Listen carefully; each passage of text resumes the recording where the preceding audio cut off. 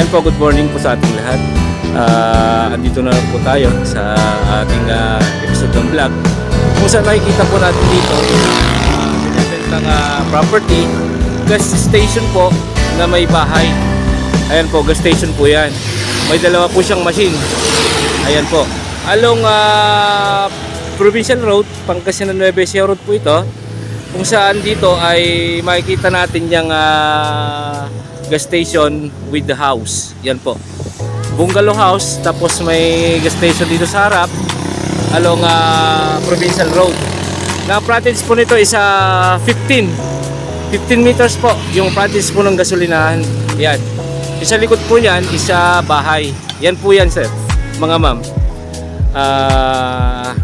Located po ito sa Kuya po Nueva Ecija. Ayan po, ito po yung highway. Kaya pasukin po natin yung property at titignan po natin dun sa loob. Ayan. Yung may-ari po nito is andito lang. Reason for selling. Pupunta po sila ng Amerika. Kaya binebenta po yung property. Ayan po. Pasukin po natin yung bahay para makita po ninyo. Ayan po. Gasolinahan at may bahay po sa likod. Ayan po, gas station, 2 machine. Ayan, pasukin po natin. Ito po yung may-ari, si ma'am. Siya po yung may-ari ng bahay. Nandito po sila, buhay po sila. Pasukin ko, ma'am, yung bahay ninyo para makita po nila. Ayan. Ito po yung opisina ng gas station. Ayan, dati. Ayan po. Pero ano po yan? Ongoing po yung tawag na ito, gas station. At may permit pa po sila to operate. Ayan. Ayan po yung opisina ng gasolinahan. Ayan. At papasukin po natin yung bahay sa loob. Ayan po.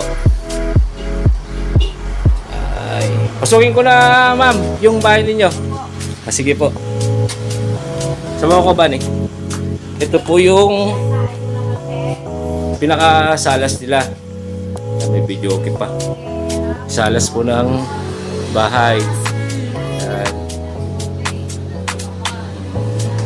At ito po yung unang kwarto. Yung unang kwarto nila. Ayan, ano siya, naka-sliding door. Yan po, i-preview ko lang po sa inyo yung unang kwarto. Yan. Yan. Tapos pasok po tayo doon sa, ito po yung parking lot ng kotse nila. Ito po. Ayan. Ito po yung isang salas. Salas naman po ito. Ayan. Tapos yan. Ito yung kwarto kanina. Tapos kitchen. Ito po yung kitchen nila. And then may dirty kitchen pa po sila dito. At yung isang anak nila ay may bahay po dito sa likod. Tignan natin. Ayan. Ito, may kwarto pa po dito sa likod. Yan po yung kwarto ng anak nila. Ito po yung salas ng kwarto. Ay, salas nung silid nung anak nila, kitchen niya, salas, yan.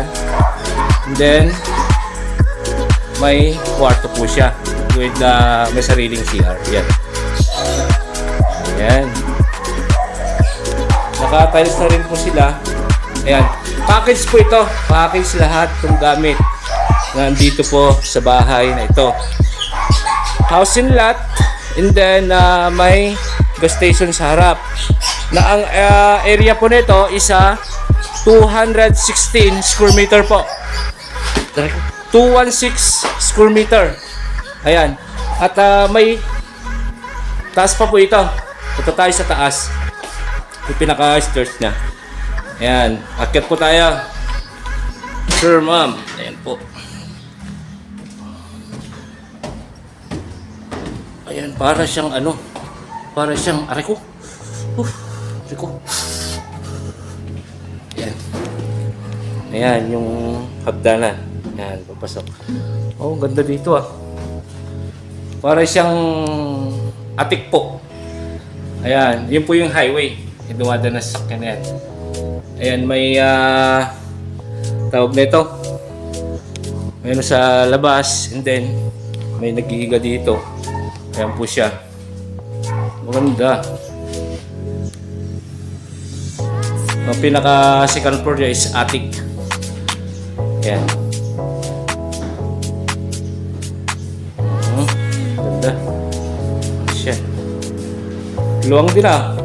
Bali, kumbaga dalawang kwarto po. Isang kwarto dito, tsaka ito. Pwede rin kwarto ito. Ayan, pwedeng visiting area yan. Dito po tayo sa taas niyan. Ayan. Ganda rin yung bahay. Ulitin ko po, ito po ay sumusukat ng 216 square meter lot area. Kasama po yung gas station at bahay. Along Provincial Road, Kuya, tawag na ito, Pangasinan, Nueva Ecija Road, Kuya po, and then Gimba. Yan po ang kanyan. Tapos ang presyo po nito is 6.5 million pesos. Negotiable po sa seller. 6.5 million pesos ang seller price. Pero pag ano po, iharap ko po kayo kay seller at kayo na po bahala magtawaran. Kung ano pong mapag-usapan ninyo, yun po yun. Negotiable po yun. Negotiable price sa seller. Ayan po. Pakita ko lang po yung itsura dito sa taas.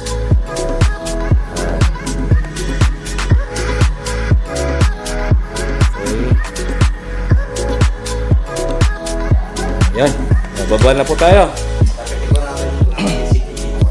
May CCTV to? Oo. Gumagana yung CCTV. Okay. Ito po isalas nila. Yan.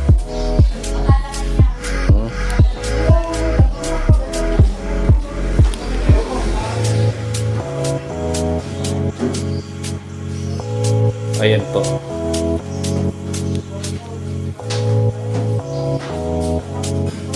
Ulitin ko, mga sir ma'am. Ang lot area po nito is 216 square meter with house and gasoline station. Package po yan.